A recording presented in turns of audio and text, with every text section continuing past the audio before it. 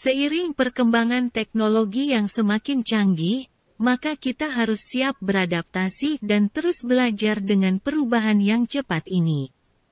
Kecanggihan teknologi harus dibarengi dengan kemampuan seseorang dalam memanfaatkan teknologi tersebut. Jika kita tidak siap mengikuti perkembangan zaman dan teknologi, tak menutup kemungkinan kita akan tertinggal.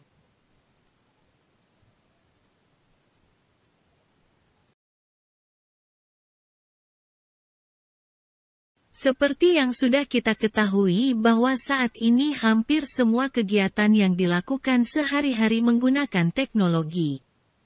Bahkan, teknologi juga bisa menjadi solusi untuk menyelesaikan masalah yang rumit.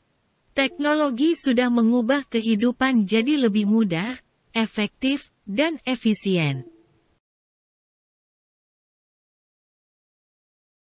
Oleh karena itu, sudah sepatutnya kita menerapkan cara berpikir seperti komputer atau ilmu informatika. Dengan menerapkan cara berpikir ini, seseorang mampu menyelesaikan permasalahan dengan baik dan mengasah otak untuk berpikir secara kritis dan kreatif. Perkembangan komputer juga terus berjalan dengan cepat, bahkan selalu mengarah ke arah yang lebih modern dan cepat untuk memudahkan pekerjaan manusia. Dalam menjalani kehidupan sehari-hari, baik menggunakan komputer atau tidak, sebaiknya kita harus memiliki kemampuan untuk berpikir seperti komputer. Dengan computational thinking, kita akan berpikir dengan tepat dan logis untuk memahami dan menyelesaikan suatu permasalahan dengan cepat. Berpikir komputasional adalah proses berpikir untuk menyelesaikan masalah dengan lebih terstruktur. Berpikir komputasional bukan hanya digunakan untuk mengembangkan kode atau program aplikasi, tetapi dapat juga digunakan dalam berbagai bidang. Dengan berpikir komputasional, strategi berpikir kita dapat diikuti oleh orang lain, atau diubah menjadi sebuah kode untuk program komputer. Berpikir komputasional mencakup 4 aspek, yaitu dekomposisi, pengenalan pola, abstraksi, dan algoritma.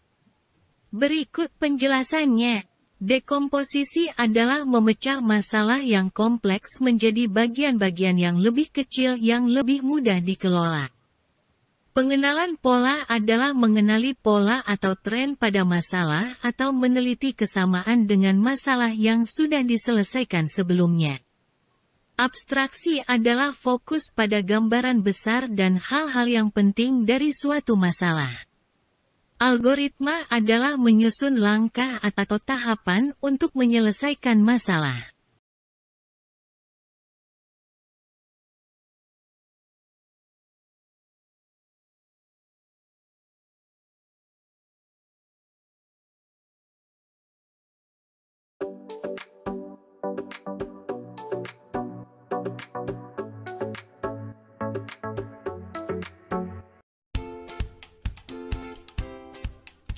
Implementasi dalam 4 metode beserta contoh kasus berpikir komputasi.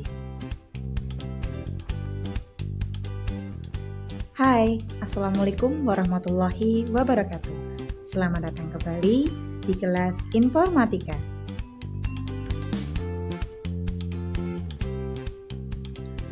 Dalam pembahasan materi minggu lalu, sudah Ibu jelaskan bahwa dalam berpikir komputasi memiliki 4 metode, diantaranya 1. Decomposition, 2.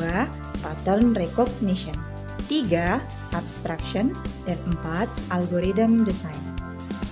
Pada video kali ini, Ibu akan mencontohkan kasus dalam kehidupan sehari-hari dan menerapkan 4 metode berpikir komputasi yang tadi sudah Ibu jelaskan sebelumnya. Contoh pertama adalah mencuci pakaian. Mari kita coba untuk menyelesaikan masalah ini dengan cara berpikir secara komputasional. Dimulai dari decomposition atau bahasa Indonesianya adalah dekomposisi. Seperti yang kita ketahui, dekomposisi adalah memecah masalah yang besar atau kompleks menjadi masalah yang lebih kecil dan sederhana. Coba perhatikan gambar. Masalah terbesarnya adalah mencuci pakaian. Nah, dari masalah besar ini, kita akan pecah menjadi sub-sub masalah yang lebih kecil dan sederhana. Maka akan diperoleh 1. Memilah atau mengelompokkan pakaian berdasarkan jenisnya, yaitu memisahkan baju yang berwarna putih dengan baju yang berwarna gelap supaya tidak kelunturan, atau memisahkan antara seragam sekolah dengan baju sehari-hari. 2. Menyiapkan alat dan bahan. Alat berupa mesin cuci, ember, hanger, dan bahan berupa deterjen, air, pewangi, dan pemutih pakaian. 3. Proses mencuci, yaitu dengan menjemur dan lain-lain. Dengan menuliskan langkah-langkah mencuci di antaranya: 1. Menyalakan mesin. 2. Memasukkan baju yang telah dipilah-pilah. 3. Mengatur waktu dan kecepatan, dan seterusnya. Itulah yang disebut dengan dekomposisi dalam mencuci pakaian. Selanjutnya adalah pattern recognition atau pengenalan pola. Kita akan mencari persamaan atau perbedaan pola yang ada dalam mencuci pakaian. Kita harus memahami dan mengerti pola yang digunakan ketika kita mencuci pakaian. Coba perhatikan gambar. Dalam mencuci pakaian, kita menemukan pola bahwa 1. Untuk mencuci, maka kita memerlukan air. 2. Untuk mencuci, kita menggunakan deterjen atau sabun cuci. 3. Kita akan menyalakan mesin ketika mencuci. 4. Memasukkan ke dalam tabung, dan seterusnya. Pola ini akan terus kita gunakan atau kita ulang-ulang ketika kita akan melakukan kegiatan mencuci pakaian dengan mesin cuci. Berikutnya adalah abstraction atau abstraksi dalam mencuci pakaian. Dalam abstraksi, kita hanya perlu berfokus pada hal-hal yang penting saja dan membiarkan hal-hal yang tidak relevan atau boleh dikatakan tidak penting. Maka contohnya adalah dalam proses mencuci pakaian, kita tidak perlu mengetahui bagaimana hanger pakaian bisa dibuat, karena itu tidak penting. Maksud dari tidak penting adalah mengetahui cara hanger dibuat tidak akan berpengaruh pada proses mencuci baju, karena pembuatan hanger bukan bagian dari proses mencuci baju. Lalu yang terakhir adalah algorithm design. Algorithm design adalah membuat langkah-langkah untuk menyelesaikan masalah-masalah yang sudah dipecah kecil-kecil berdasarkan dari pola yang ditemukan. Dari mencuci pakaian, maka algoritma yang terbentuk adalah 1. Pilih baju yang akan dicuci. 2. Masukkan ke dalam mesin cuci. 3. Kemudian masukkan deterjen. 4. Tekan tombol sesuai urutan. 5. Tunggu sampai selesai. 6. Ambil pakaian yang telah dicuci dari mesin cuci. 7. Jemur di tempat yang cukup dengan sinar matahari. 8. Jika sudah kering, maka angkat pakaian tersebut dan rapikan. Contoh kedua adalah memasak nasi goreng. Mari kita mulai dari metode pertama, dekomposisi. Masalah terbesarnya adalah memasak nasi goreng.